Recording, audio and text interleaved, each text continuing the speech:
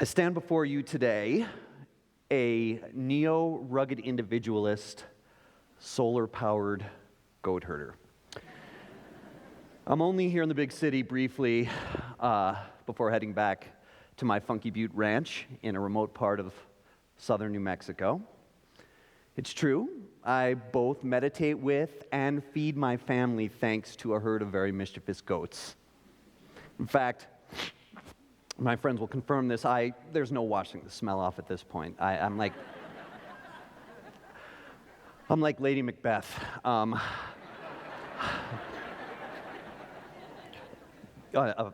friend at a party, a hostess recently, after my big weekly shower, 20 minutes after the shower, gives me a hug and says, "Are you sleeping out there with them?" It's terrible. I'm fashionably caprine scented at this point, but I started out wearing polo shirts in the New York suburbs when Madonna was like a virgin. Powder blue polo shirts. I ate so many value meals in high school, I think I briefly became a Burger King action figure. So how did this guy turn into this guy? And why does it matter? Well, what happened was I rediscovered my indigenous gene. I figure the geneticist will call this the I gene when they get around to identifying it. It has nothing to do with culture and everything to do with keeping our good old Paleolithic selves happy as we navigate through the digital age. I had my own indigenous gene awakening relatively recently in Alaska in 2003. I was a local in my skiff and I was holding a sockeye salmon I had caught, and a few days earlier on a hike I had gone to the spawning ground for this species of sockeye salmon, and I think it was the exposure to the entire life cycle that hammered home the fact that I was gathering food from my place where I lived. And that's what reawakened this for me. I won't say I felt good about ending the fish's life shortly thereafter. After all, the poor fellow was just trying to swim through what we can only characterize as a tough fish world and get back, to his spawning ground a couple of miles downstream. But it was a vital lesson for me that stayed with me. Some of us may have experienced this while cultivating broccoli. The point is, this staring contest with a fish reawakened a vital part of me that I've been cultivating ever since.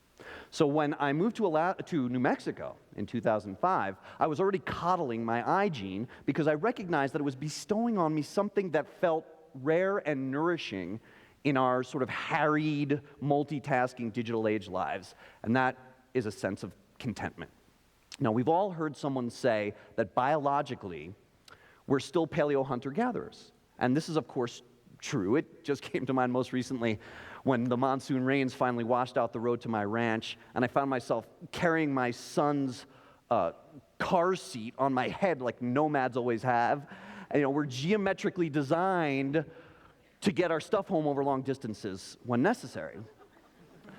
But we don't have to go back to the Paleolithic era, which ran from about 2 million years ago through about 10,000 years ago, in order to find someone in our own family who was living with the I gene very close to the surface.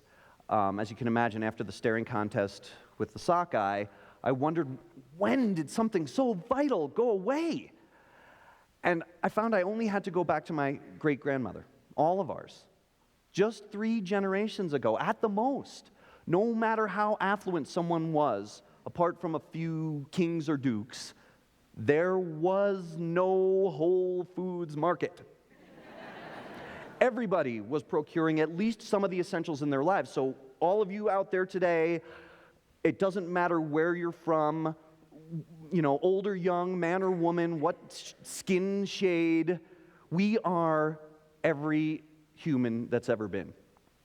So now, back to our busy digital age lives. The key to awakening your own indigenous gene is getting outside and procuring some essential in your life. Make this part of your day. Start out with a half hour And if you're like me, you're going to wind up wanting to do more of this. But baby steps are fine. For me, it's out there at dawn and dusk dealing with very mischievous goats. For you, it might be a rooftop garden in Taos. The point is, spend a little time honing your indigenous gene, and both you and, as we'll see, the planet will be happier.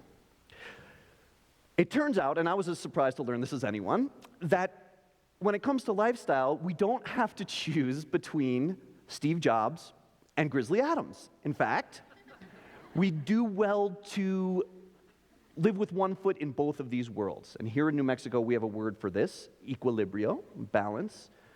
In this case, balance between our digital age and our indigenous selves. And how this plays out in my real life, I find myself wolfing homemade yogurt after electronically filing journalism from weird places. I'm a TED fan who, when the coyotes are close, will sleep outside with my goats like some sort of crunchy Elmer Fudd. And, my internet connection is solar powered, but it's still an internet connection, and a very good one. Actually, I don't know what I would do without The Simpsons on Hulu.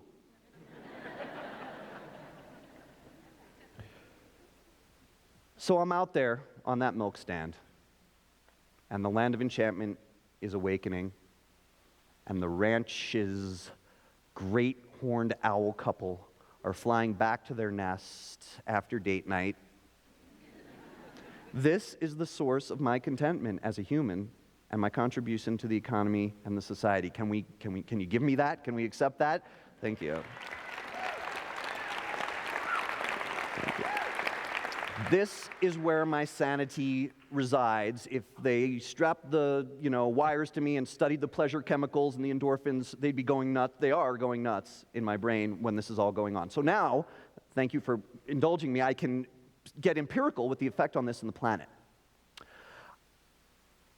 I've been able to get 80% of the petroleum out of my main course by having one foot in the I gene. Did you know that there was gasoline in your dinner? It's often called carbon miles, and the average American meal travels 1,500 miles from farm to table. So I've reduced those 1,500 miles, at least when it comes to protein, to the distance between my porch and the goat corral. And the endorphins are firing right now, and I think about the walk that's coming tomorrow, as it does every day, past the owl nest and the solar panels and the orchard, and hopscotching around the previous night's bobcat scat, down to the rambunctious little pans. And that's where Bjork, the Funky Butte Ranch milker, will nuzzle me before she leaps through the dewy wildflowers and onto the milk stand. And so begins another day of zero carbon mile organic protein collection and joy. I just made some cardamom ice cream from this last week. One warning though, if you do embrace this indigenous lifestyle wholeheartedly, you may find yourself blessed with a profound fertility. Within a year of moving to the Funky Butte Ranch, both my goat and my girlfriend were pregnant. Now, I'm only responsible for the human pregnancy.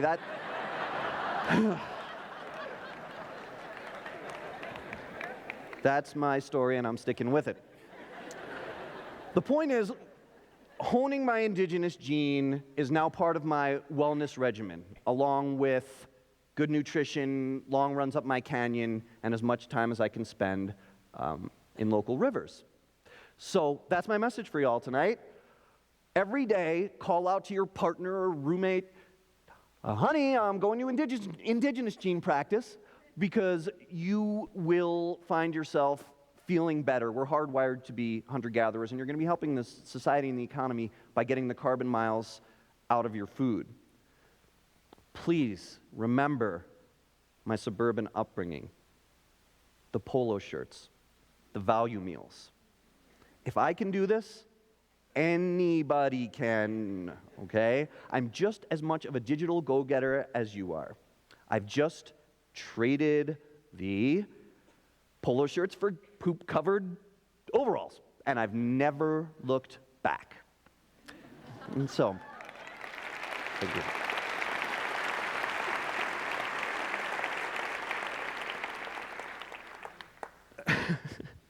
Whatever your slice of the planet is, half-acre suburban tract, rooftop garden in an apartment in a city, or a 100-acre farm, you won't be sorry if you devote a little time to this. In fact, you'll know when you've started honing your indigenous gene right from the first time you see that hen lay that egg, or your windowsill garden sprouts some basil. You'll feel a click into universal time and a sense of awareness of your role in the wider world. And it's an important role. I deeply believe that the indigenous mind coexisting in a sweet spot with the digital age mind just might save humanity. And if not, at least we're having a little bit more fun along the way. Or as my goats say every morning, ma. Thank you.